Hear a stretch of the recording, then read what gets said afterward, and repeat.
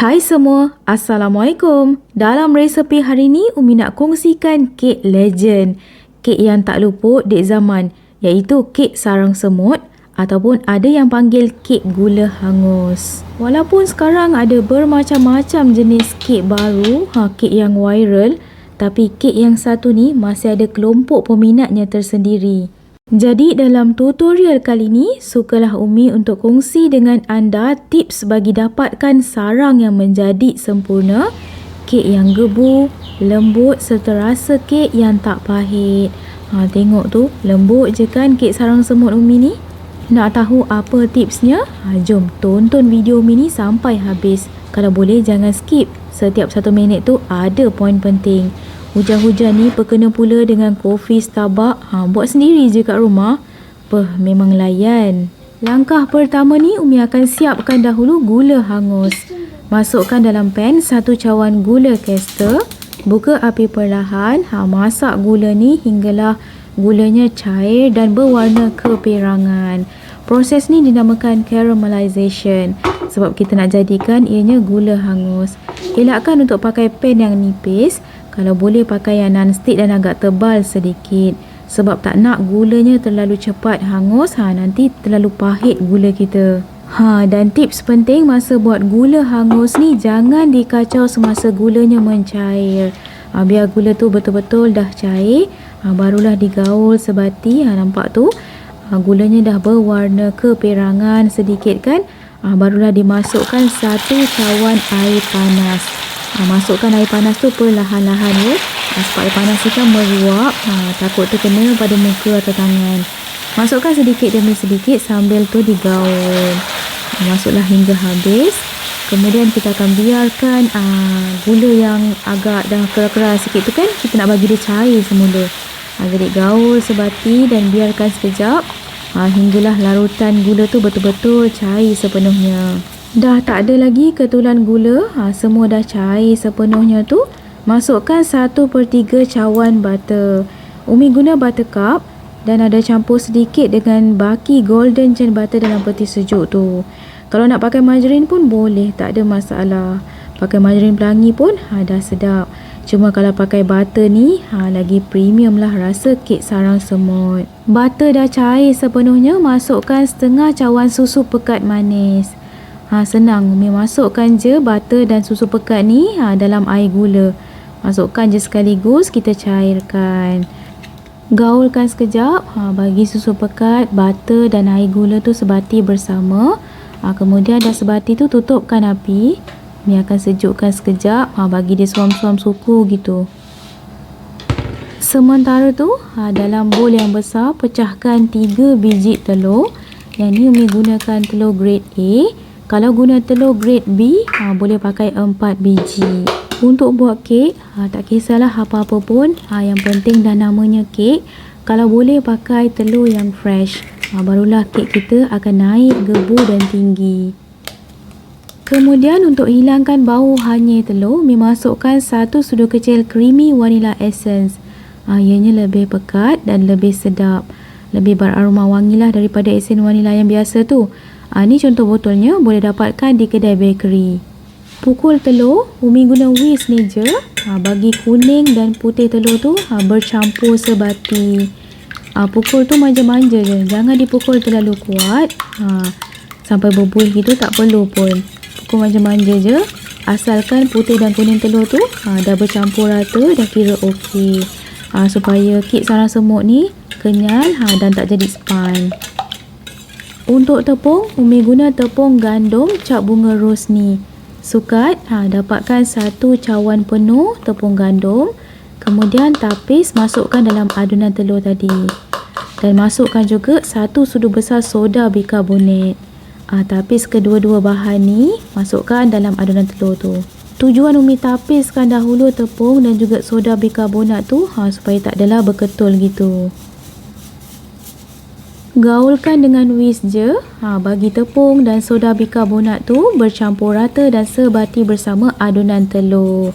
Waktu ni kita boleh dengar ya bunyi whisk. Macam tu.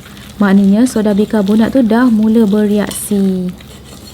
Kemudian barulah masukkan air gula yang dah suam-suam kuku tu. Masukkan perlahan-lahan sambil digaul sebati. Gaulkan sekejap, bagi tepung dan larutan gula tu sebati sepenuhnya dan ketulan-ketulan tepung yang besar-besar tu jadi halus dan mengecil. Gaul manja-manja je, jangan terlalu kuat sangat sebab kita tak nak kek sarang semut ni jadi span. Adunan kek dah sebati dan tak ada ketulan-ketulan tepung yang besar lagi. Kemudian tapiskan semula supaya tak adalah ketulan-ketulan tepung yang berbaki dan tersisa tu. Tapiskan bagi adunan kita lebih licin. Kemudian tutup adunan dengan plastik wrap atau apa-apa penutup yang kedap. Dan Umi akan rehat peram adunan kek sarang semut ni selama lebih kurang 2 jam atau minimum 1 jam. Lagi lama diperam, akan lagi banyaklah sarang yang terbentuk. Waktu kita peram ni lah, soda bikarbonat yang dimasukkan tadi akan bereaksi dengan sempurna untuk menghasilkan sarang dalam kek. Sementara tu boleh oles butter atau margarin di loyang ataupun acuan. Ini Umi pakai acuan Loft 1.5 liter. Kalau pakai loyang aluminium, disarankan untuk kita letak parchment paper untuk elakkan kek melekat lepas siap dibakar. Umi letakkan sedikit tepung juga ni supaya kek kita tak melekat dan senang nak keluarkan lepas siap dibakar nanti. Setelah 2 jam direhatkan, masukkan adunan kek ke dalam acuan kaca ni. Untuk letak adunan kek ni, terpulang anda nak pakai acuan kaca ni ke, atau mold non-stick tu ke, ataupun loyang aluminium tu, tak kisah, ikutlah masing-masing. Cumanya, jangan lupa kita oleskan dengan sedikit margarin atau butter supaya kek kita tak melekat lepas siap dibakar nanti. Waktu ni dah boleh preheat dahulu oven selama 5 minit, suhu 150 degree. Oven dah panas tu, jom kita bagi adunan ni bersauna. Umi akan bakar kek ni selama 1 jam 10 minit, suhu 150 degree. Gunakan api bawah sahaja. Kita gunakan api bawah ni untuk menghasilkan rongga-rongga kek sarang semut yang lebih banyak. Dan Umi letakkan acuan kaca ni di rak yang tengah-tengah supaya jauh sikit daripada rod yang bawah tu. Supaya tak adalah cepat burn sangat bahagian bawah. Biar ianya masak sekata hinggalah kek sarang semut kita ni masak sempurna. Kek dah siap masak, boleh try cocok guna lidi. Kalau keluar bersih, maknanya kek tu masak sempurna.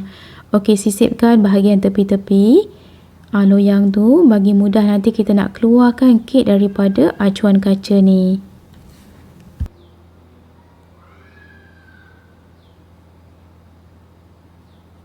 Umi akan terlungkupkan di atas redai ni. Bagi kek ni suam-suam kuku gitu. Barulah nanti kita potong. Bila dah siap bersauna ni, tak salah kalau kita tak picit-picit kek ni kan. Nampak lembut sangat-sangat tu. Biarkan suam sekejap baru kita potong nanti. Cuaca tengah hujan kat luar tu. Jomlah teman Umi buat kopi ni. Umi pakai coffee machine ni je. Nak buat toffee nut latte ni. Dah lama dah tak minum Nescafe ni. Cuaca kat luar tu dengan hujan lebat. Guruh pula berdentum-dentum. Sedap ni kalau layan Nes bersama dengan kek sarang semut yang masih suam-suam lagi tu. Senang juga ada coffee machine ni kat rumah. Tinggal masukkan je perisa kopi yang kita nak. Masukkan, tekan, siap secawan kopi. Umi letak sedikit gula, bagi berasa lah manisnya tu kan.